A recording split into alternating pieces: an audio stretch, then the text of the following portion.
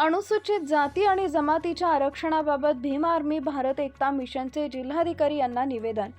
Doctor Bhimrao Ramji आंबेडकरजी यांच्या अथक संघर्षाने अनुसूचित जाती, अनुसूचित जमाती आणि इतर मागासवर्गीयांना भारतीय राज्यघटनेतील कलम 340च्या कलम 15(4) आणि 16(4) मध्ये सामाजिक आणि आर्थिकदृष्ट्या दुर्बलांसाठी स्पष्टपणे नमूद केले.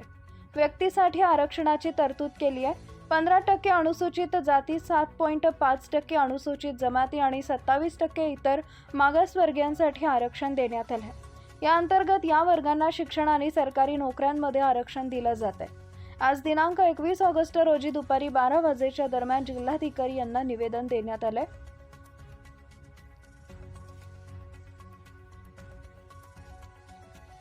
मात्र आजपर्यंत कोणत्याही शासकीय विभागात आरक्षणाचा कोटा पूर्णपणे पूर्ण झालेला नाही. 1 ऑगस्ट 2024 रोजी माननीय सर्वोच्च न्यायालयाने केंद्र सरकारला राज्य सरकारने अनुसूचित जाती आणि जमातींना दिलेल्या आरक्षणाचे सर्वेक्षण करण्याचे आणि या जातीमधील कमकुवत वर्गाचे वेगळे आणि वर्गीकरण करण्याचे आदेश दिले. मॅडम, या आदेशामुळे अनुसूचित जाती जमातींना खूप त्रास होईल. जातीच्या आधारावर लोकांमध्ये फूट पडेल, द्वेषाची भावना निर्माण होईल. तरीही या जातींना आरक्षणाचा पूर्ण लाभ मिळणार नाही.